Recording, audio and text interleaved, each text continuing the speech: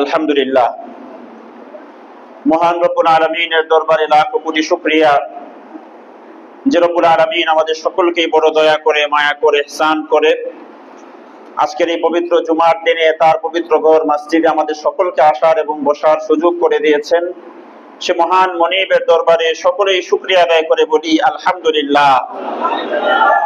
লাখো কোটি দুরুদ ও সালাম আতায়ে নামদার তাজদারে মদিনা বিশ্ব নবী জনাবে মুহাম্মদুর রাসূলুল্লাহ সাল্লাল্লাহু আলাইহি ওয়াসাল্লামের উপর হযরত আদম আলাইহিস সালাতু ওয়াস সালাম থেকে শুরু করে আজ পর্যন্ত গোটা পৃথিবীর আনাচে কানাচে যত মুমিন মুমিনাত যাররা পরিমাণ ঈমান নিয়ে হলেও কবর দেশে শায়িত হয়ে গেছেন, আল্লাহ রাব্বুল আলামিন তাদের সকলকে মার্জনার চাদরে ঢেকে জান্নাতের সুউচ্চ মাকাম ও দারাজাত নসিব করে দেন। সবাই বলি আল্লাহুম্মা আমিন। সম্মানিত উপস্থিতি, দীর্ঘ অনেক দিন পর আপনাদের সামনে বয়ান করতে বসা। আমি আসলে দেশে আসার পরে অনেকটাই বলে না যে ছন্দ হারাই ফেলছি। ওখানের পরিবেশ, এখানের পরিবেশ, দীর্ঘ 7 মাস তারও অধিক সময় বাংলায় কোনো বয়ান করা হয় নাই। তো জানি না, হয়তো কিছু ভাঙা ভাঙা কিছু কথা আপনাদের সামনে উপস্থাপন করার চেষ্টা করব। ইনশাআল্লাহ আল্লাহ তাআলা যদি তৌফিক দান করেন একটা পর্যায়ে চলে আসবে ইনশাআল্লাহ। সম্মানিত উপস্থিতি, রাসূল করিম সাল্লাল্লাহু আলাইহি ওয়াসাল্লাম ওনার গোটা জীবনের মিশনটাই ছিল হককে প্রতিষ্ঠা করা। কি প্রতিষ্ঠা করা? তিনি যখন পৃথিবীতে আগমন করেছেন ওই সময়টা ছিল the age of ignorance, the age of darkness.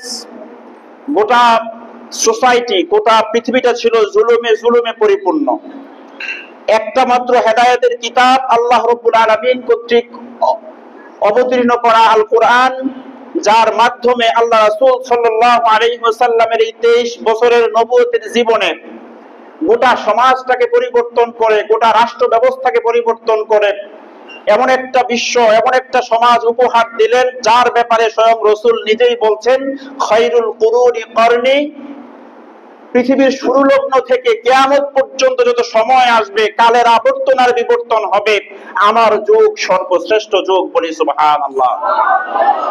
যেই যুগটাকে ঐতিহাসিকরা জেহালাতের যুগ হিসাবে আখ্যা দিয়েছিল, আর ওই যুগটাকে ট্রান্সফর্ম করলেন কোন যুগে? সর্বশ্রেষ্ঠ যুগ। সুবহানাল্লাহ। সমাজ থেকে সমস্ত জুলুমগুলোকে বিতাড়িত করেছিলেন। ওনার জিহাদ ছিল, ওনার যুদ্ধ ছিল সমস্ত জুলুমের বিপক্ষে। কিসের বিপক্ষে? জুলুমের বিপক্ষে। আমরা আজকে প্রতিটা উম্মত খুব গর্ব করে বলি আমরা মুহাম্মদুর রাসূলুল্লাহর উম্মত। বিশ্বাস করেন, যদি আপনার আমার ন্যূনতম জুলুমের সাথে কোনো সম্পৃক্ততা থাকে তো কিয়ামতের দিন রাসূলুল্লাহর সঙ্গে সাক্ষাৎ হবে না। কারণ জালেম এবং জুলুমের সাথে আমার নবীর কোনো সম্পর্ক নাই। এখন আমরা সবাই নামাজ পড়ি, রোজা রাখি, হজ করি, যাকাত দেই, বিভিন্ন সুন্নত আদায় করি, আলহামদুলিল্লাহ ভালো। যদি ন্যূনতম কোনো সম্পর্ক জুলুমের সাথে থাকে, জালেমের সাথে আমার নবীর কোনো সম্পর্ক আছে? আপনি কি করে আশা করেন যে আমি জুলুম করব, আর জুলুম করার পরে জালেম হয়ে মারা যাওয়ার পরে আল্লাহ রাসূল আমাকে শাফাআত করবেন? হতেই পারে না। রাসূল করিম সাল্লাল্লাহু আলাইহি ওয়াসাল্লাম ইরশাদ করেছেন, আয-যুলমু যুলুমাতুন ইয়াউমাল কিয়ামা। কিয়ামতের দিন এই জুলুম প্রত্যেকটা বান্দার অন্ধকারের কারণ হবে। জালেমরা কিয়ামতের দিন চোখে দেখবে না, তাদেরকে অন্ধ করে তোলা হবে। প্রত্যেকটা জালেমকে সেদিন দুর্বিষহ অবস্থার মুখোমুখি হওয়া লাগবে কাল ময়দানে মাহশারে। কারণ তারা দুনিয়াতে জুলুম করেছিল। অনেক গুনাহ আছে পৃথিবীতে, অনেক অপরাধ আছে পৃথিবীতে, কিন্তু এটা জুলুমের মতো ভয়াবহ না। আপনি দেখেন, অন্য কোন ব্যাপারে আল্লাহ তাআলা নিজেকে ওয়াজ করে নাই। আচ্ছা বলেন তো, আল্লাহ কি আল্লাহরে ওয়াজ করার দরকার আছে? একমাত্র গুনাহ, একমাত্র পাপ জুলুম, যেটার ব্যাপারে আল্লাহ আগে নিজেকে ওয়াজ করতেছে, আল্লাহ আগে নিজেকে নসিহত করতেছে, এরপরে বান্দার উপরে তা হারাম করছে। হাদিস শরীফে আসছে, আল্লাহ রাসূল বলেন, ক্বাল আল্লাহু তাআলা, হাদিসে কুদসি, ইন্নাল্লাহা ক্বাল আল্লাহু তাআলা ইন্নী হারামতু আলাইয়া যুলমা ইয়া বনি আদম হে আদম সম্প্রদায়, আমি আল্লাহ আগে নিজে আমি আমার নিজের উপরে জুলুমকে হারাম করেছি, ফালা তাজালামু, অতএব তোমরা জমিনে কেউ জুলুম করবা না। আগে আল্লাহ কারে কারে বলছে? নিজেরে বলছে, ইন্নী হারামতু আলাইয়া যুলমা, নিশ্চয়ই আমি আল্লাহ আমার নিজের উপরে জুলুমকে হারাম করেছি, ফালা তাজালামু, অতএব তোমরা জমিনে কেউ জুলুম করবা না। আল্লাহ নিজে নিজের উপরে জুলুমকে হারাম করছে। সামান্য একটু মেম্বরি পাইয়া, সামান্য একটু ক্ষমতা পাইয়া, আমাদের দাপট, মানুষের সাথে আমাদের বিহেভিয়ার, মানুষের সাথে আমাদের আচরণ, আপনার এতটুকু ক্ষমতা কিছুই না। আর সমস্ত ক্ষমতার মালিককে আল্লাহ, এত বড় ক্ষমতার অধিকারী, ক্ষমতার উৎস জেনে, আন্নাল কুওয়াতা লিল্লাহি জামিআ, সমস্ত ক্ষমতার উৎস জেনে সেই মহান রব বলতেছে আমি আল্লাহ আমার উপরে জুলুমকে হারাম করেছি। চিন্তা করেন তো, যদি কোন আল্লাহ বান্দার উপরে জুলুম করতো কি অবস্থা হইতো? উপায় ছিল? আল্লাহ বান্দার উপরে জুলুম করলে উপায় ছিল?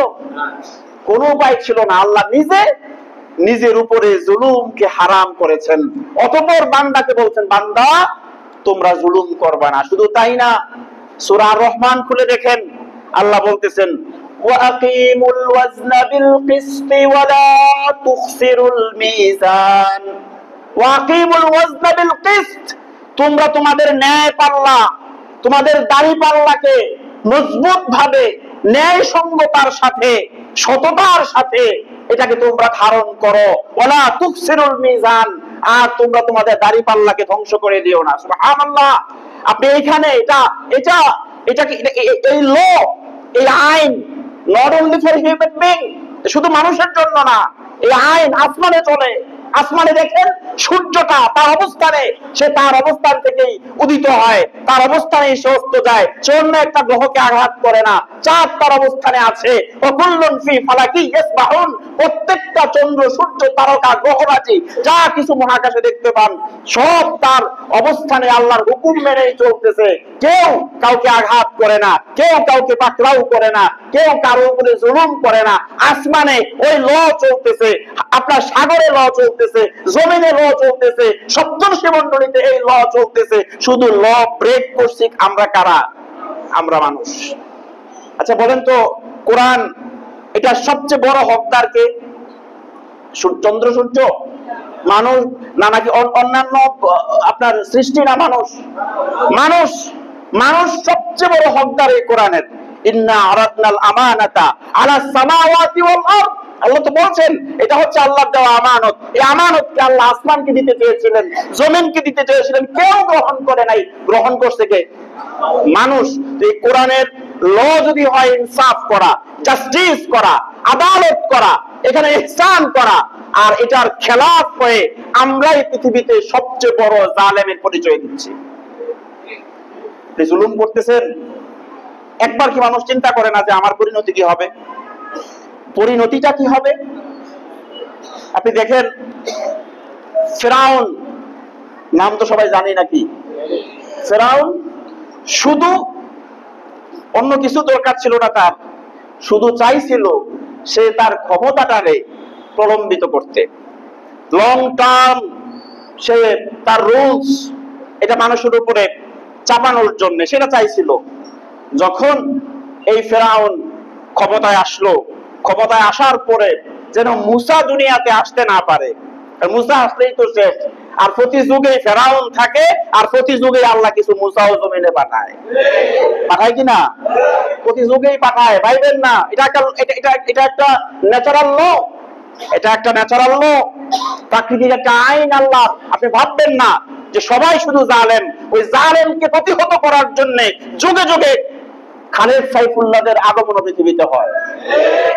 আপনি ফেরাউন যখন ডুবে মরতেছিল, তার এই ডুবার সময় যখন পানিতে চুবা খায়, পেটটা বড় হয়ে গেছে পানি খাইতে খাইতে, তখন সে আফসোস করতেছিল, বলতেছিল এই ক্ষমতার জন্যই তো, এইটার জন্যই তো আজকে তো সব শেষ হয়ে গেল, এটার জন্যই তো মুসারে আসতে দিতে চাই নাই, অসংখ্য মানুষকে খুন করেছি, জবাই দিয়েছি, মানুষকে শুলে চড়িয়েছি, শুধুই ক্ষমতার জন্য। আজকে ক্ষমতাটা তার চিরস্থায়ী হয়েছে?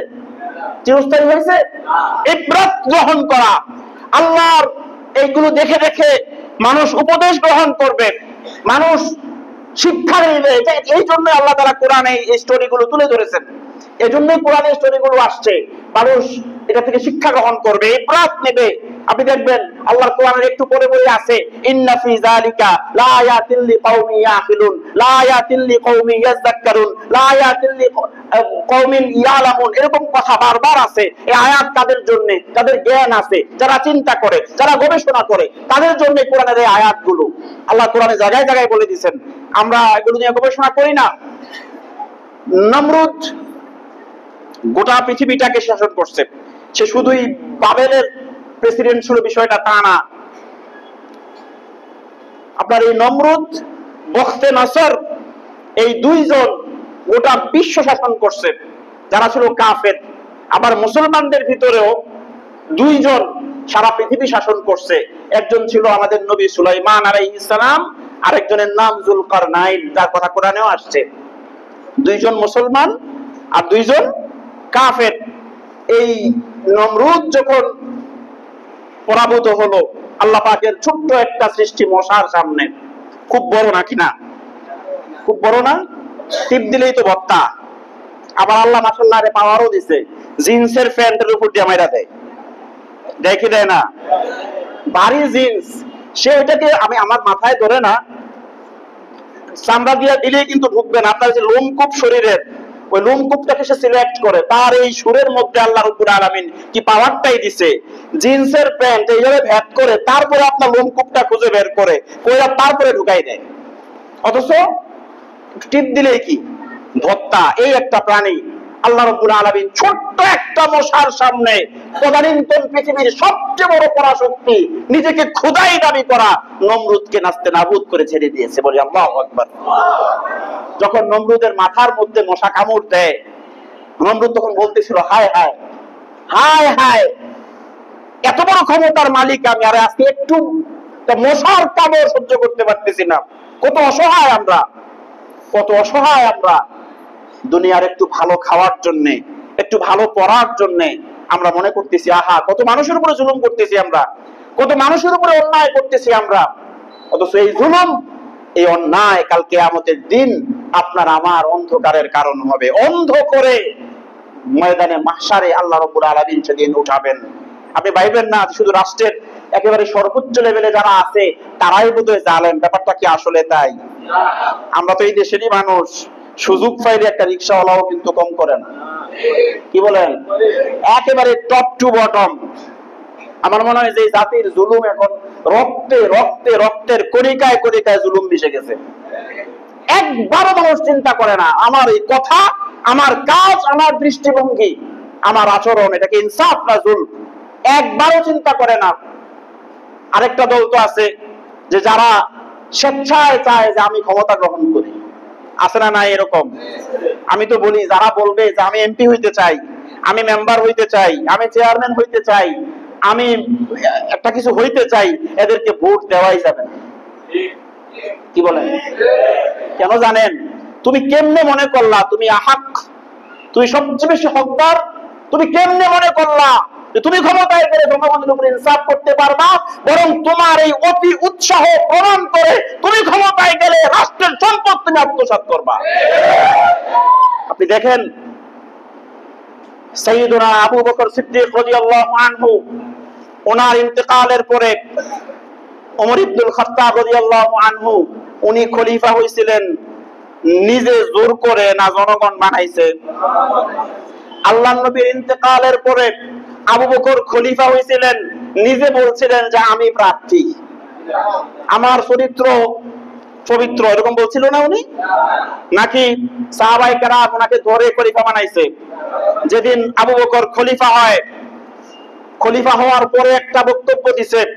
যেদিন ওমর খলিফা হয়, খলিফা হওয়ার পরে একটা বক্তব্য দিছে। ওমর খলিফা হওয়ার পরে তার প্রথম বক্তব্যটাই ছিল, আমি ওমরের শাসন আমলে, আমি ওমরের শাসনের যেই অংশটুকু আমার অধীনে থাকবে, আমার অধীনস্থ জায়গায় একটা ছাগল কিংবা ভেড়াও যদি, একটা বিড়াল যদি না খেয়ে মারা যায়, আমি ওমর কিয়ামতের দিন আল্লাহর দরবারে আসামির কাজ করে দাঁড়ানো লাগবে। এটা কেন বলছি জানেন? কারণ উনি নিজ থেকে হয় নাই, দিলে আল্লাহর ভয় ছিল, প্রত্যক্ষভাবে জনগণকে জবাবদিহি করছে, আর পরোক্ষভাবে জবাবদিহি করছে কারে? আল্লাহরে। এই মানুষগুলো যখন ছিল, যখন জনগণ তার অধিকার পেয়েছে, আর আজকে লবিং করে যে নমিনেশনটা আমারে দেয়া হোক, কোটি কোটি টাকা লবিং হয়। যে লোক লবিং করে যে নমিনেশন নেয়, আপনি চিন্তা করেন সে আসলে জনগণের চামড়া কি পরিমাণ তুলবে সে?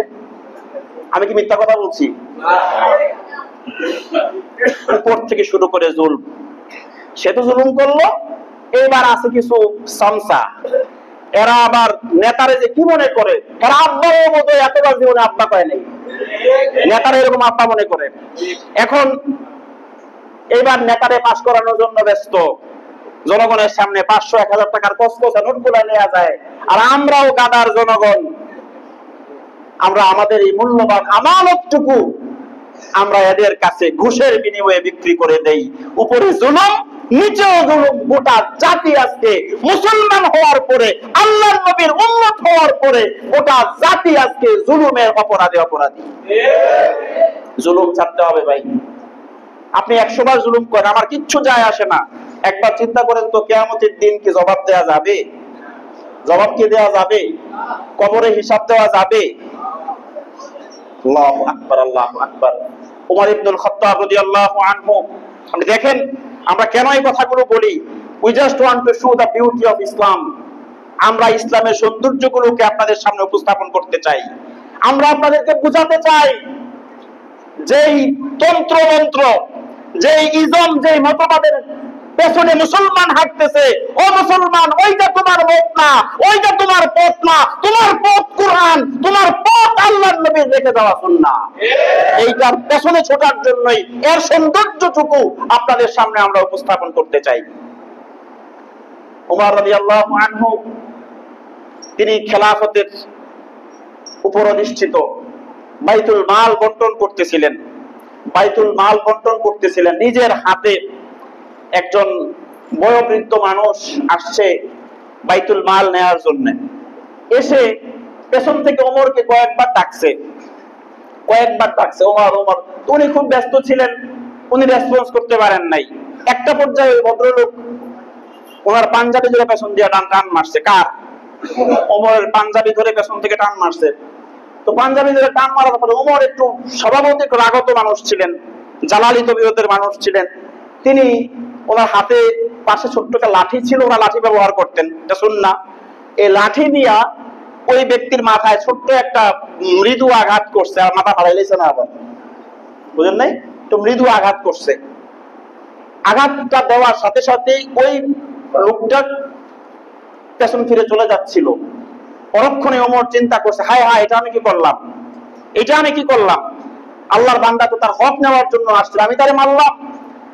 ওমর কাজ ছেড়ে দৌড় দিছে এর পেছনে, গেল তার বাড়িতে গিয়া বলতেছে, আল্লাহর বান্দা, আমি ভুল করে ফেলছি, আমারে তুমি মাফ করে দাও। আর ওই বেটা বলতেছে, ওমর, এই বিচারটা এখন পর্যন্ত আমি পর্যন্ত না, এটা উপরে দিয়ে দেওয়া হয়েছে। কোথায় দেওয়া হয়েছে? উপরে মানে কি? আল্লাহর কাছে দিয়ে দেওয়া হয়েছে। হযরত ওমর তার 2টা পা জড়াইয়া ধরছে আর কাঁদতেছিল, আর বলতেছিল, আল্লাহর বান্দা, তুমি যদি চাও আমি আমার মৃত্যু পর্যন্ত তোমার বাড়িতে গোলাম হয়ে দাস হয়ে থাকবো, তারপরে আল্লাহর কাছ থেকে বিচারটা উর্ধ করে নিয়ে যাও। কে সেই ব্যক্তি? খলিফাতুল মুসলিমিন, আমিরুল মুমিনিন। এত বড় ব্যক্তিত্বের অধিকারী একজন সাধারণ মানুষের পা ধরে কান্না করতেছে, বিচারটা উঠান, নাইলে আমি ওমর কিয়ামতের ময়দানে আসামি হয়ে যাব। ওই ব্যক্তি বলছে, না না না, বিচার আল্লাহর কাছে দেওয়া হয় নাই, তোমারে ক্ষমা করে দেওয়া হয়েছে। ওই দিনই শান্তি আসা সম্ভব, যেদিন এমন ব্যক্তিবর্গ, এমন চরিত্রের মানুষগুলোকে আপনারা ক্ষমতায় বসাবেন, আর জনগণ তাদের থেকে জবাবদিহি ঠিক মতো নিতে পারবে, তখনই কেবল শান্তি প্রতিষ্ঠিত হওয়া সম্ভব, এর আগে সম্ভব না। জুলুমকে পরিহার করতে হবে, কারণ জুলুম এমন এক অপরাধ যার আযাব, যার বিচার দুনিয়া থেকে শুরু হয়। বলেন, জুলুমের আযাব কোথা থেকে শুরু হয়? জুলুমের আযাব দুনিয়া থেকেই শুরু হয়। আল্লাহ তাআলা কোরআনে বলছেন, ওয়া আম্মা মান যালামা ফাসাওফা নু'আযযিবুহু সুম্মা ইউরাদ্দু ইলা রাব্বিহি ফায়ু'আযযিবুহু আযাবান নুকরা। যে ব্যক্তি জুলুম করলো, যে ব্যক্তি অত্যাচার করলো মানুষের উপরে, ফাসাওফা নু'আযযিবুহু, আমি অচিরেই তাকে শাস্তির আওতায় নিয়ে আসি, তাকে আযাব দেওয়া হয়। আল্লাহ এই শব্দটা আগে আনছে, তারপরে বলতেছে সুম্মা ইউরাদ্দু ইলা রাব্বি, অতঃপর সে ফিরে যাবে কার কাছে? আল্লাহর কাছে। তার মানে তার মৃত্যুর আগেই তার আযাব শুরু হয়ে যায়, তার লাঞ্ছনা, তার বেইজ্জতি দুনিয়ার জীবন থেকেই শুরু হয়ে যায়। সুম্মা ইউরাদ্দু ইলা রাব্বিহি, অতঃপর তাকে ফিরিয়ে নিয়ে যাওয়া হয় তার রবের দিকে, তার ইন্তেকাল হয়। ফায়ু'আযযিবুহু আযাবান নুকরা, অতঃপর তাকে ভয়ানক, লাঞ্ছনাকর, নিকৃষ্ট আযাব তাকে প্রদান করা হয়। জালেম দুনিয়াতে যেমন আযাবের সম্মুখীন হয়, জালেমের কবরে আযাব হয়, জালেমের হাসরে আযাব হবে, জালেমের জন্য জাহান্নামে ভয়ানক আযাবের ব্যবস্থা আছে।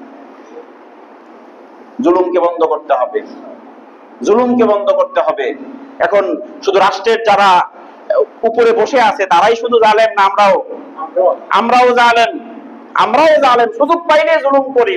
আপনার একটা কথা জুলুম।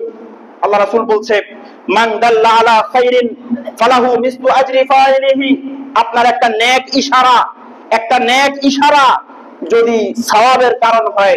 কোন ব্যক্তি আপনার কাছে এসে বলছে যে ভাই আমি নামাজ পড়তে চাই, মসজিদটা কোন দিকে? আপনাকে জিজ্ঞেস করলো আমি নামাজ পড়তে চাই, মসজিদটা কোন দিকে? এখন আপনি দেখাই দিলেন আঙ্গুল দিয়া এদিকে, আপনি মুখ দিয়া কিচ্ছু বলেন নাই, শুধু আঙ্গুল দিয়ে ইশারা করছেন। ওই ব্যক্তি মসজিদে গেছে, উযু করছে, নামাজ আদায় করছে, যতগুলো সওয়াব তার আমলনামায় লেখা হয়েছে, শুধু আপনি আঙ্গুল দিয়া ইশারা করার কারণে এই পরিমাণ সওয়াব আপনার আমলনামায় লিখে দেয়া হয়েছে। মান দাল্লা আলা খাইরিন ফালাহু মিসলু আজরি ফাইলিহি, যদি নেক কাজের ইশারা করলে পরিপূর্ণ সওয়াব পাওয়া যায়, জুলুমের দিকে ইশারা করলে, গুনাহের দিকে ইশারা করলে, আল্লাহ বলছেন ওয়া তাআওয়ানু আলাল বিররি ওয়াত তাকওয়া, তোমরা একে অপরকে নেক কাজে ভালো কাজে সহযোগিতা করো। ওয়ালা তাআওয়ানু আলাল ইসমি ওয়াল উদওয়ান, আর একে অন্যকে পাপ এবং সীমালঙ্ঘনের কাজে তোমরা সাহায্য করবা না।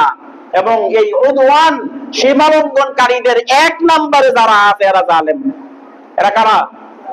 জালেম, এরা সীমালঙ্ঘনকারী। এখন জালেম তো জুলুম করেই, আর আমরা যারা জালেমকে ম্যান্ডেট দেই, আমরা যারা জালেমকে সমর্থন করি, আমরা যারা জালেমের পেছনে সময় দেই, আমরা যারা জালেমের দল ভারী করি, কিয়ামতের দিন শুধু জালেমের জুলুমের কারণে আসামের কাঠগড়ায় দাঁড়াবে না, সমর্থন দেওয়ার কারণে আমরাও দাঁড়ানো লাগবে কিনা? জুলুমকে বন্ধ করতে হবে।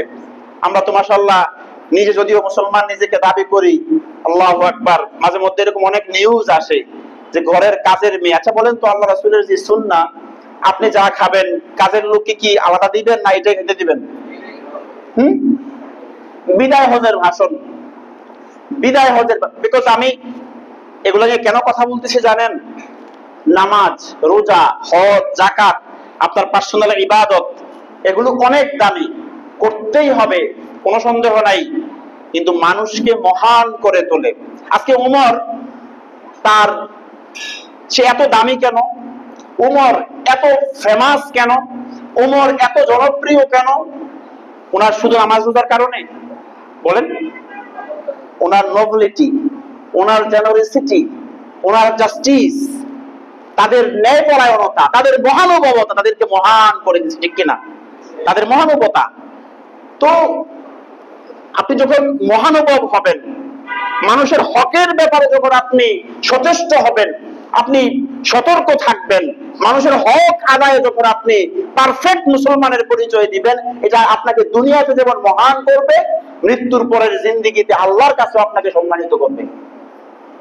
আপনি কোনো কারণে আল্লাহর কোনো হক আদায় করেন নাই, করতে পারেন নাই, মামলা আপনি আর আল্লাহর ভিতরে সীমাবদ্ধ, ঠিক কিনা? মামলা আপনি আর আল্লাহর মধ্যেই সীমাবদ্ধ। কোনো কারণে আল্লাহ মাফ করুন, আল্লাহ মাফ করুন, আপনি কোন আল্লাহর বিধানকে লঙ্ঘন করছেন, যেটার সাথে মানুষের হক নাই, যেটার সাথে মানুষের সম্পর্ক নাই, কোন কারণে আল্লাহর হক নষ্ট করছেন, কিয়ামতের দিন আল্লাহ তাআলা ইচ্ছা করলে আপনাকে মাফ করতে পারেন, আবার ইচ্ছা করলে আপনাকে আযাবও দিতে পারেন। মামলা শুধুই আপনার আল্লাহর মধ্যে। আর যদি কোনো কারণে আপনার আমার দ্বারা বান্দার হক নষ্ট হয়, বান্দার উপরে জুলুম হয়, মামলা কি আল্লাহ আর আমার মধ্যে, না মাঝখানে আরেকজন আছে? সহজ হবে না কঠিন হবে? আপনি অনেক বড় নামাজি, আপনি অনেক বড় নামাজি, অনেক বড় রোজাদার, অনেকবার আপনি হজ করছেন, অনেকবার যাকাত দিছেন, অনেক কিছু আপনার আমলনামায় আছে, কিন্তু কিয়ামতের দিন আপনার কিচ্ছু কাজে আসবে না, সব ওই ভাইকে দিয়ে দেওয়া হবে, বিকজ আপনি জালেম ছিলেন। আল্লাহ রাসূল বলছেন, وعن أبي هريرة رضي الله عنه قال أن رسول الله صلى الله عليه وسلم قال أتدرون ما المفلس? আল্লাহ রাসূল বলছে, তোমরা কি মুফলিস কারে কয় জানো? মুফলিস কারা? সাহাবায়ে কেরাম তারা বলছে, আল মুফলিসু ফিনা মান লা দিরহামান ওয়ালা দিনার। যে মুফলিস হচ্ছে তারা যাদের কাছে দিনার নাই, দিরহাম নাই। মানে মুফলিস মানে হচ্ছে নিঃস্ব, একেবারে নিঃস্ব ব্যক্তি, যা কিচ্ছু নাই। আল্লাহ রাসূল জিজ্ঞেস করলেন, ও সাহাবীরা, তোমরা কি জানো যে নিঃস্ব ব্যক্তিকে আমার এই উম্মতের মধ্যে? তো সাহাবীরা বললেন যে আল্লাযী যার দিনার নাই, দিরহাম নাই, টাকা পয়সা নাই, সে হচ্ছে নিঃস্ব ব্যক্তি। আমরা তাই মনে করি, যার টাকা পয়সা নাই তারা আমরা ফকির মনে করি, মিসকিন মনে করি। অথচ টাকা পয়সা না থাকলেই মানুষ ফকির মিসকিন হয় না। কারণ ধনী হওয়ার ক্ষেত্রে সবচেয়ে বড় যে জিনিসটা জরুরি, এটা হচ্ছে আল গিনা, গিনার নাফস। যার অন্তরটা ধনী, সে আল্লাহর কাছে ধনী বলে বিবেচিত হয়। সুবহানাল্লাহ। আপনার অনেক টাকা আছে, অনেক পয়সা আছে, ভিক্ষুক সামনে আসলে আপনার পকেট থেকে 2 টাকা বের হয় না, উল্টা ধমক মারেন, আপনারা ধনী কয় কে? ধনী বলে? বখিল। আপনি আল্লাহর কাছে ধনী হিসেবে বিবেচিত হবেন না। ধনী তো ওই ব্যক্তি যার হৃদয়টা ধনী, যার দিলটা ধনী। সম্পদ থাক বা না থাক। আল্লাহ রাসূল জিজ্ঞেস করলেন যে মুফলিস নিঃস্ব ব্যক্তিকে তোমরা কি জানো? সাহাবীরা বলল, ইয়া রাসূলুল্লাহ, যার দিনার নাই, দিরহাম নাই, সে ব্যক্তি হচ্ছে মুফলিস। আল্লাহ রাসূল সাল্লাল্লাহু আলাইহি ওয়াসাল্লাম তিনি বললেন, ফাকালা ইনতাল মুফলিসা মিন উম্মতি মা ইয়াতি ইয়াউমাল কিয়ামাতি বিসলাতিন ওয়া সিয়ামিন ওয়া যাকাতিন। মুফলিস হচ্ছে ওই ব্যক্তি আমার উম্মতের ভিতরে কিয়ামতের দিন যে ব্যক্তি নামাজ নিয়ে আসবে, রোজা নিয়ে আসবে, যাকাতের মতো আমল নিয়ে কিয়ামতের ময়দানে আসবে। ওয়াতি ওয়াকাদ শাতামা হাযা ওয়া কাযাফা হাযা ওয়া আকালা মালা হাযা ওয়া সাফাকা দামা হাযা ওয়া দারাবা হাযা ফায়ুতা হাযা মিন হাসানাতিহি ওয়া হাযা মিন হাসানাতিহি। আল্লাহ রাসূল বলেন, কিছু উম্মত আমার আসবে কিয়ামতের দিন, তার আমলনামায় নামাজ থাকবে, রোজা থাকবে, যাকাত থাকবে, অনেক আমল থাকবে, কিন্তু এমন অবস্থায় সে আসবে যে অন্যকে গালি দিয়েছিল, এমন অবস্থায় আসবে অন্যকে অপবাদ দিয়েছিল, এমন অবস্থায় আসবে অন্যকে প্রহার করেছিল, এমন অবস্থায় আসবে যে অন্যের রক্ত প্রবাহিত করেছিল, অন্যের মান সম্মান নষ্ট করেছিল। এমন মানুষ আছে না নাই? আছে না? 5 ওয়াক্ত মাশাআল্লাহ তাহাজ্জুদ মিস করে না, কিন্তু পাশের ভাইয়ের জমির 1 বিঘত ছাড়তে নারাজ, আছে না নাই? মাশাআল্লাহ প্রতি বছর হজে যায়, উমরায়ও যায়, সব করে, কিন্তু যখন বিচার করতে বসে এর আগের রাতে বান্ডেলটা পকেটে না গেলে বিচারটা সলিড হয় না। কি বলেন? আসেনি না? গরিব হইলে বিচারে বসলে তার পুতের ব্যাপারে রায় এক, চেয়ারম্যানের ছেলে অন্যায় করলে তখন রায় হয় আরেক। আসেনি এরকম? এরকম অপরাধ নিয়ে যখন দাঁড়াবে, প্রতি বছর কিন্তু কি আছে?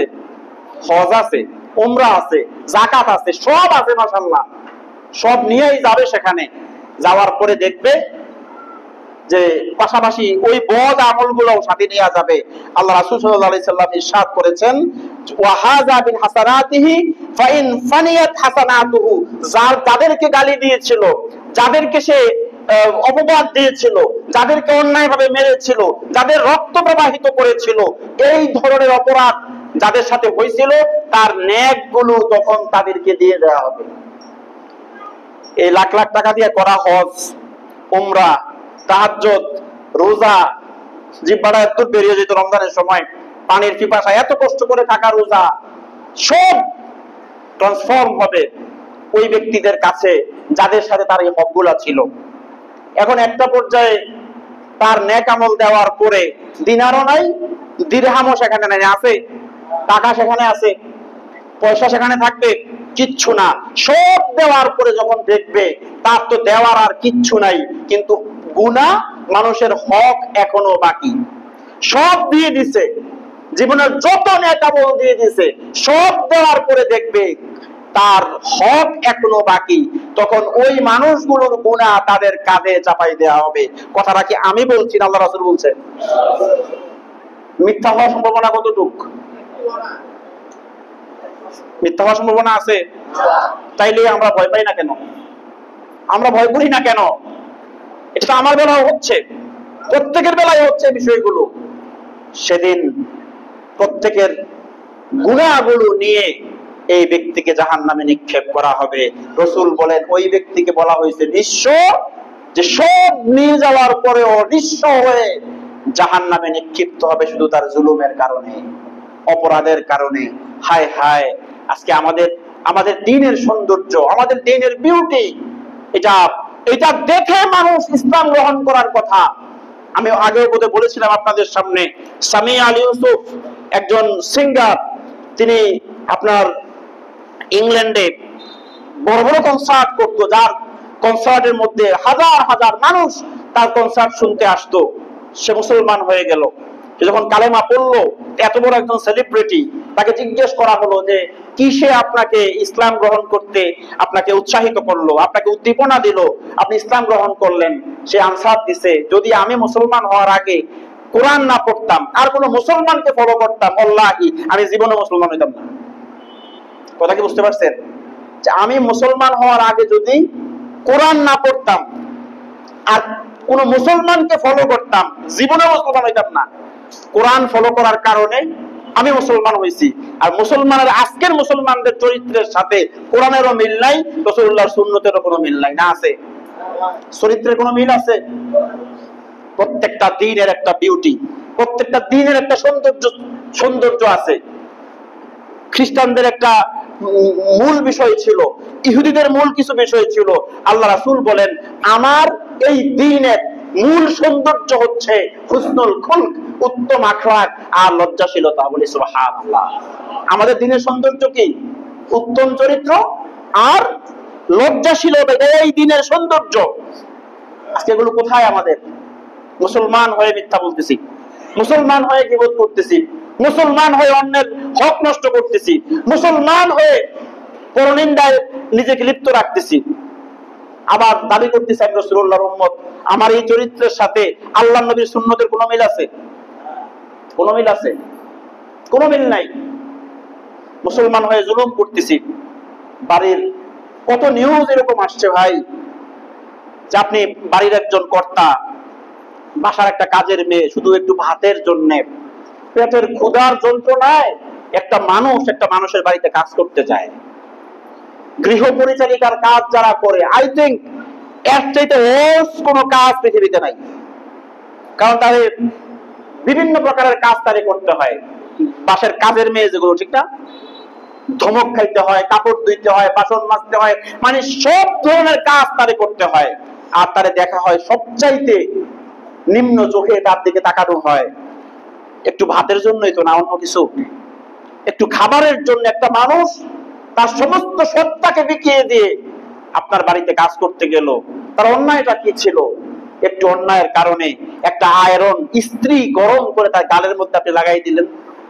লোহার মাছ বাজার যে ইটগুলা ছিল, ওই টুলস আপনি আগুনে সেকা দিয়ে তার গায়ে সেক দিলেন, লোহা গরম করে তার গায়ে লাগাই দিলেন। কাল কিয়ামতের দিন কি জবাব দিবেন আল্লাহ রাসূলের সামনে? এদিন রাসূল বলবে একজন কাজের মহিলার সাথে কি আচরণটা করা হলো, কেন করা হলো? জবাব আছে কোনো? কত কাজের মেয়েকে হত্যা করা হলো, কত মানুষকে গুম করে দেওয়া হলো। ওয়াইজাল মাউউদাতু সুইলাত, বিআই যামবিন কুতিলাত, কিয়ামতের দিন প্রত্যেকটা মানুষকে জিজ্ঞেস করা হবে কি কারণে তাকে হত্যা করা হয়েছিল। আজকের আমি কালকে ওজরে যাচ্ছি কতক্ষণ, মানুষকে এমনি পারে মানুষের মতো কাজ করতে, একটা মানসিক ভারসাম্যহীন একজন মানুষকে ভাত খাওয়ানোর পরে এমনি পশু নামক জানোয়ারগুলা এমনি হত্যা করতে পারলো একটা মানুষকে, একবারও কলিজা কাঁপলো না যে একটা মানুষের জীবন কিয়ামতের দিন আমি আল্লাহর দরবারে কি জবাব দিব। মানুষ মানুষকে ধরে হত্যা করে, কয়েক টুকরা করে, কোন পশুর সমাজেও এমন কোন আচরণ আপনি দেখতে পাবেন না, ঠিক কিনা বলেন? আপনি কি মনে করেছেন? আপনি কি মনে করছেন আল্লাহ পাক ছেড়ে দিবেন না? আল্লাহ পাক ছেড়ে দিবেন না। আল্লাহ পাক জালেমদেরকে অবকাশ দেন, আল্লাহ পাক জালেমদেরকে সুযোগ দেন। যখন সময় আসে আল্লাহ ঠিকই ধরেন। আল্লাহ কোরআনে বলছেন, ওয়ালা তাহসাবান্নাল্লাহা গাফিলান আম্মা ইয়ামালুয যালিমুন, তোমরা ভেবো না যে তোমাদের রব জালেমদের ব্যাপারে গাফেল। এত অপরাধ করতেছে, জুলুম করতেছে, মানুষের উপরে অন্যায় করতেছে, তোমরা ভাইবো না তোমার রব দেখেন না। আল্লাহ দেখেন না? আল্লাহ দেখেন না? ওমা কুননা আনিল খালকি গাফিলিন, তোমরা ভেবো না সৃষ্টির ব্যাপারে তোমাদের রব গাফেল। যা হচ্ছে ওয়া ইনদাহু মাফাতিহুল গায়বি লা ইয়ালামুহা ইল্লা হু ওয়া ইয়ালামু মা ফিল বাররি ওয়াল বাহরি ওয়া মা তাসকুতু মিন ওয়ারাকাতিন ইল্লা ইয়ালামুহা ওয়া লা হাববাতিন ফি যুলুমাতিল আরদ ওয়া লা রাতবিন ওয়া লা ইয়াবিসিন ইল্লা ফি কিতাবিন মুবিন। আসমান জমিনে 70 সমণ্ডলীতে একদম সাত স্তবক মাটির নিচে কোথায় কি হচ্ছে সব ব্যাপারে খবর জানে কে? আল্লাহ। আপনি ভাববেন না আমি জুলুম করছি, অন্যায় করছি, আমার তো কিচ্ছু হয় না, আমি আরেকজনের কালার করছি, আমি আরেকজনের চর মারছি, আমি আরেকজনের সম্পদ দখল করছি। কি আশ্চর্যের ব্যাপার! মানুষ কোনো কিছু সলভ করতে না পারলে ফান্ডা বাহিনী, গুন্ডা বাহিনী আয়ার করে হেঁটে গিয়া সলভ করে দেয়। আছে না নাই? আমি অমুকের লোক, তমুকের লোক, আছে না এরকম কিছু ব্যাপার? সেবার সমস্ত পরিচয় ভুলে যান। আপনার যত ক্ষমতা দিছে কে? আপনার এই যে হাতটা দিয়ে জুলুম করেন, হাতটা দিছে কে? যে চোখ দিয়া মানুষের দিকে অগ্নিচক্ষু নিয়ে তাকান, এই চোখের মালিক আল্লাহ। এক মুহূর্ত সময় লাগবে না, আল্লাহ হুকুম করলে আপনার মতো এরকম একটা দেহ শঠান মাটিতে পড়ে শেষ হয়ে যাবে। আল্লাহ আপনাকে ক্ষমতা দিয়েছে বলেই মানুষের উপরে অন্যায় করবেন না। অন্যায় পড়াটাও জুলম, অন্যায় তো হাত দিয়ে পড়ে, অন্যায় চিন্তা করা জুলম। আপনি অন্যায় চিন্তা করবেন কেন? প্রশ্নই আসে না। বিশ্বাস করেন আমরা অনেক বেশি নামাজ পড়ি, আলহামদুলিল্লাহ পড়া উচিত, কিন্তু আপনার সমস্ত আমলগুলো বিনষ্ট হয়ে যাবে। জালেম হয়ে দাঁড়াবেন, আপনি আপনার ভাইয়ের সাথে আপনার সমস্যা আজকে সমাধান করেন। আপনি কাউকে কষ্ট দিয়েছেন, আপনি আপনার নিজের পরিচয় ভুলে যান। পরিচয় আমাদের একটা, আমরা সবাই আল্লাহর গোলাম। আমরা কার গোলাম? আমরা সবাই আল্লাহর গোলাম। যে আল্লাহর গোলাম হয় তার কপালটা আল্লাহর সামনে সজদায় অবনত হয়, সে দাম্ভিক হয় না, সে জালেম হতে পারে না, ঠিক কিনা বলেন? সে দাম্ভিক জালেম হতে পারে না। জুলুমের পরিণতি খুব ভয়াবহ। আল্লাহ রাসূল সাল্লাল্লাহু আলাইহি ওয়াসাল্লাম বলছেন, ইন্নাল্লাহা লা ইউমলি বিয-যালিমি, আল্লাহ তাআলা জালেমদেরকে সময় দেয়। জালেমদেরকে কি দেয়?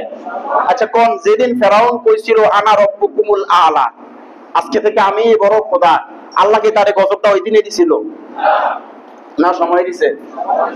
যেদিন নমরুদ নিজের খোদা বলছিল তারে কি আল্লাহ ওই দিনে মশা দিয়ে শেষ করছে? শেষ করে নাই।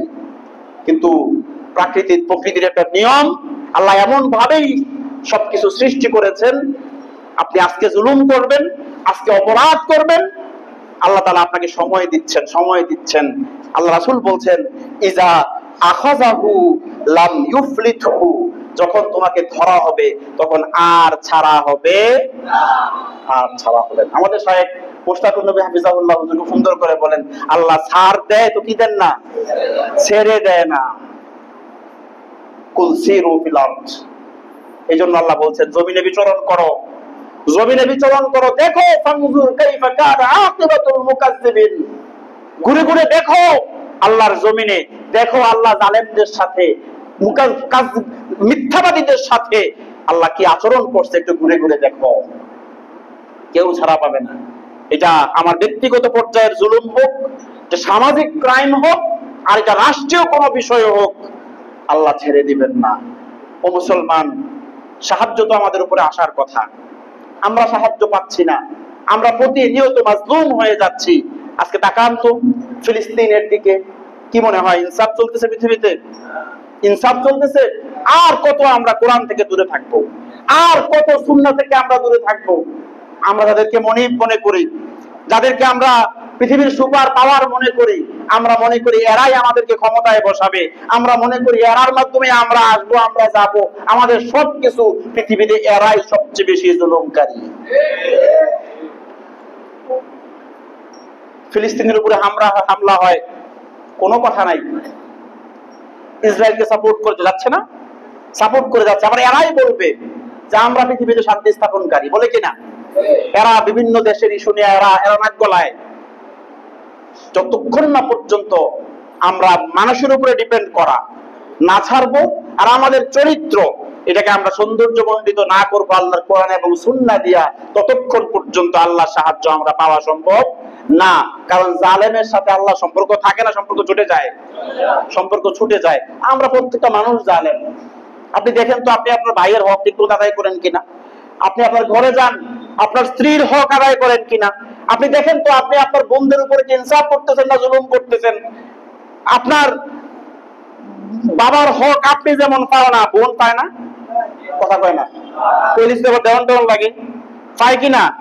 আপনি আপনার বাবার হকটা আপনি সম্পদ ভোগ করতেছেন, বোনকে হক দিচ্ছেন না, ওখানে জুলুম করতেছেন, ভাইয়ের সাথে জুলুম করতেছেন, আপনার স্ত্রীর সাথে জুলুম করতেছেন, শ্বশুর বাড়ির সঙ্গে জুলুম করতেছেন, শাশুড়ি হয়ে স্ত্রীর সাথে আপনার ছেলের বউয়ের সাথে জুলুম করে, ছেলের বউ নিজের শাশুড়ির সঙ্গে জুলুম করে।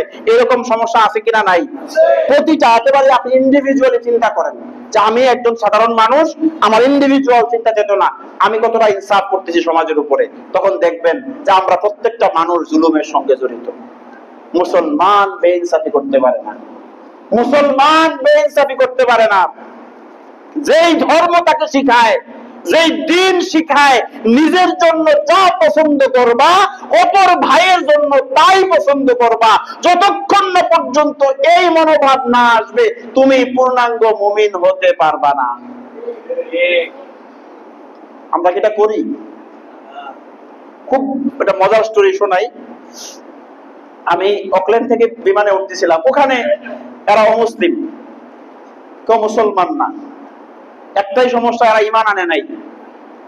আপনাকে এরা কখনোই গালি দিবে না, আপনাকে এরা কষ্ট দিবে না, আপনার হক কখনো নষ্ট করবে না।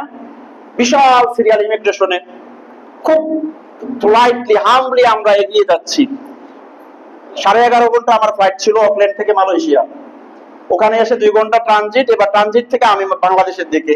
মাশাআল্লাহ, যখন ইয়াতে উঠবো বাংলাদেশের উদ্দেশ্যে, মাশাআল্লাহ, তখন আমরা সবাই বাংলাদেশি ভাইয়েরা, সবাই মুসলমান। সবাই কি মুসলমান? ধাক্কা কারে কয়? বুঝছেন কিনা? আচ্ছা বলেন তো, আমি তো সিরিয়ালে আছি, বিমান কি আমারে না নিয়ে উড়াল দিবে? ওরা তো আমি যদি মিসও করে হয়তো অ্যানাউন্স করবে।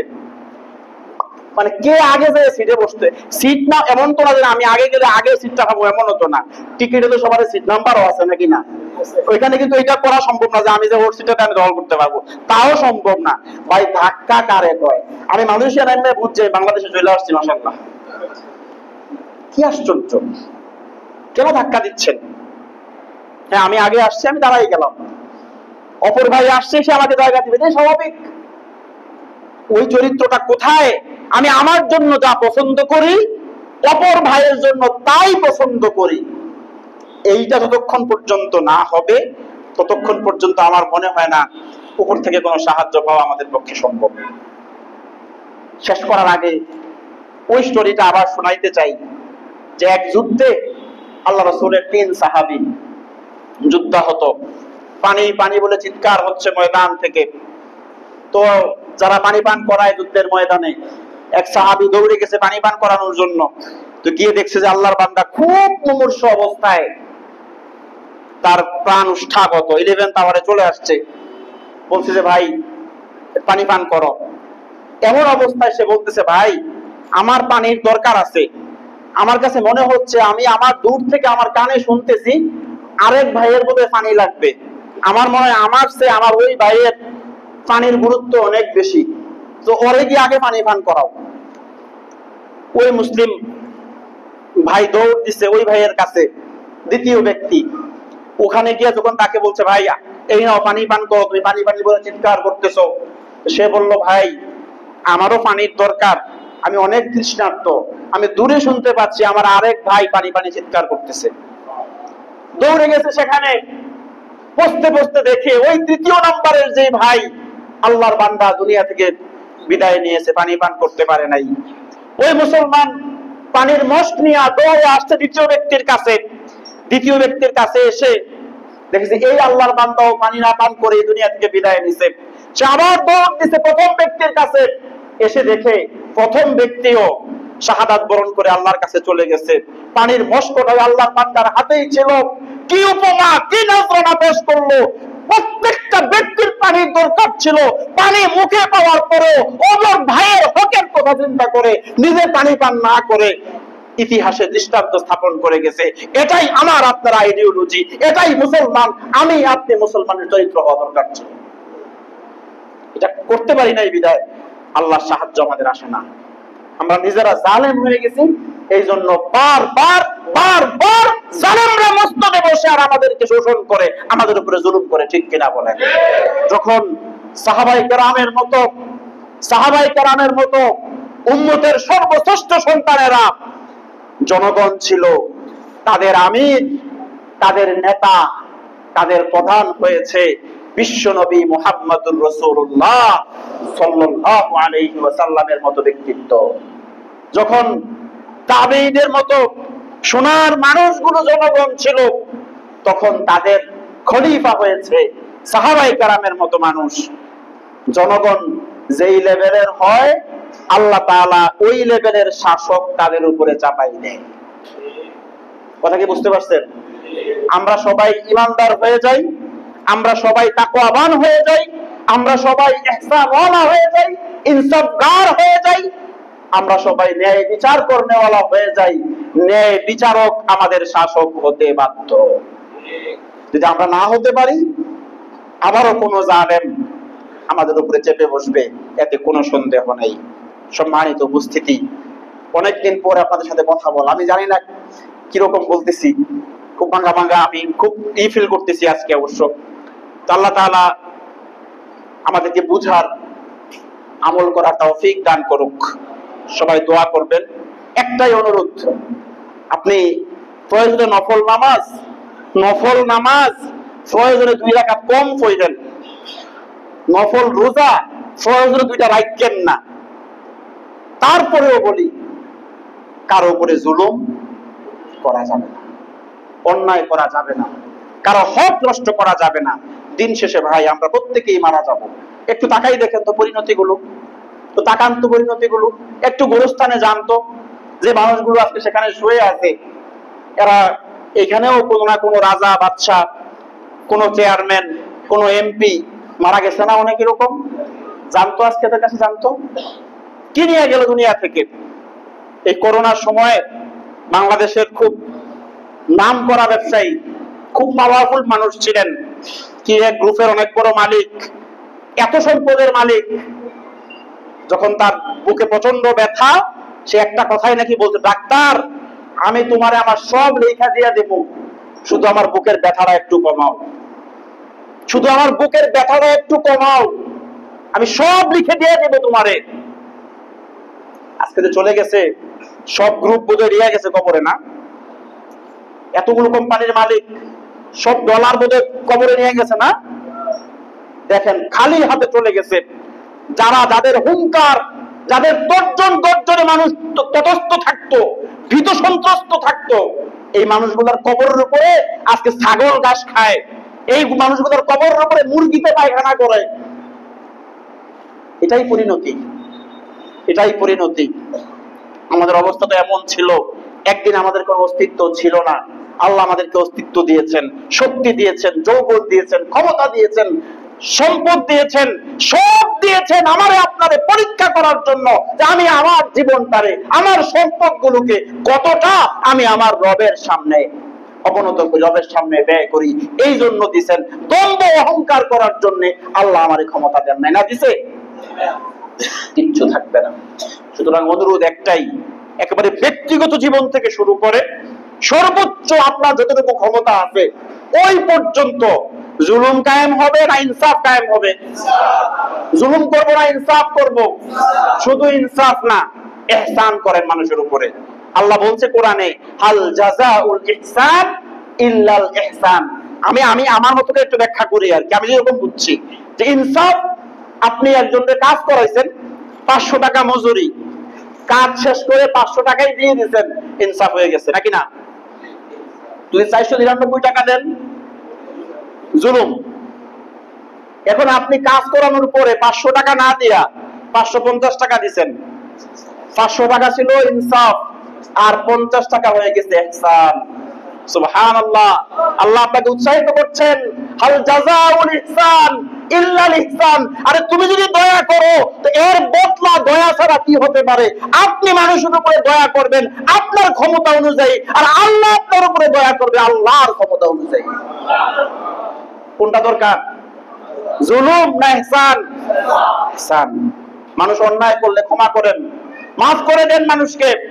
আপনি মানুষকে মাফ করবেন, আল্লাহ আপনাকে মাফ করবে। আপনি জুলুম করবেন, কিয়ামতের দিন পাকড়াও করা হবে, দুনিয়াতেই পাকড়াও করা হবে। আর সবচেয়ে ভয়ানক যে বিষয়, যারা জুলুম করে তাদের বংশ আল্লাহ তাআলা একেবারে ধ্বংস করে দেয়। ফেরাউনের বংশ আছে পৃথিবীতে, এর অনুসারী আছে। নমরুদের, আবু জাহেলের নাই। আল্লাহ তাআলা নিঃশেষ করে দেন, জমিন থেকে নিশ্চিহ্ন করে দেন এদের অস্তিত্বকে। জুলুমকে আল্লাহ পছন্দ করেন না। ইনশাআল্লাহ আমরা ইনসাফ করার চেষ্টা করব। কি করার চেষ্টা করব? মানুষের উপরে দয়া করার চেষ্টা করব, আমরা জুলুম করব না। আর বিচার করার ক্ষেত্রে যারা সমাজে নেতৃত্ব দেন, বিচার করার ক্ষেত্রে আপনি ভুলে যান কে কি। আপনি ভুলে যান কে কি। আপনি বিচারকের আসনে বসছেন, আপনার কাছে সবাই সমান। আপনার কাছে সমাজের একজন প্রভাবশালী ব্যক্তি যেমন, একেবারে সমাজের যার কোনো মূল্যই নাই, সেও আপনার কাছে এমন। এমন বিচার করতে পারেন, বিচার করেন, আর নাইলে বাদ দেন। কথা কি বুঝতে পারছেন? আপনি বিচার করতে যাইয়া আপনি যে একটু এদিক সেদিক করবেন, কথার কথা, একজনকে ফিরা দেওয়া দরকার 100টা, এটা হক, ইসলামের হুদুদ। আপনি দিয়েছেন 99টা। আল্লাহ তাআলা কিয়ামতের দিন জিজ্ঞেস করবেন, বান্দা তুমি এই একটা ফিরা কম দিলা কেন? তো ব্যক্তি বলবে, আল্লাহ আমার দয়া লাগছে, 99টা দেওয়ার পরে মায়া লাগছে। আল্লাহ বলবেন, হাল আনতা আরহামু মিন্নি, তুমি কি আমার চেয়ে দয়ালু? তুমি কি আমার চেয়ে দয়ালু?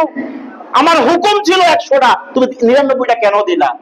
আবার আপনি মারার সময় দেওয়ার দরকার ছিল 100, দিছেন 101। আল্লাহ জিজ্ঞেস করবে, একটা কেন বেশি দিলা? বলবে আল্লাহ রাগে দিছি। আল্লাহ বলবে, হাল আনতা আশাদ্দু মিন্নি, তুমি কি আমার চেয়ে বেশি রাগ তোমার? সুতরাং ওয়াকিমুল ওয়াজনা বিল কিসতি ওয়ালা তুকসিরুল মিজান, মিজানের পাল্লাটা, ন্যায় পাল্লাটা শক্তভাবে ধারণ করেন, ন্যায় পাল্লা প্রতিষ্ঠিত করেন। এটাকে ধ্বংস করবেন, এটাকে আমি ধ্বংস করি, আপনি ধ্বংস করেন, জীবন ধ্বংস হয়ে যাবে। কিয়ামতের দিন কোনো আমল কোনো কাজে আসবে না। আল্লাহ সুবহানাহু ওয়া তাআলা আমাদের সবাইকে বুঝার এবং আমল করার তৌফিক দান করেন। সবাই বলি আমিন। ওয়া মা আলাইনা ইল্লাল বালাগ।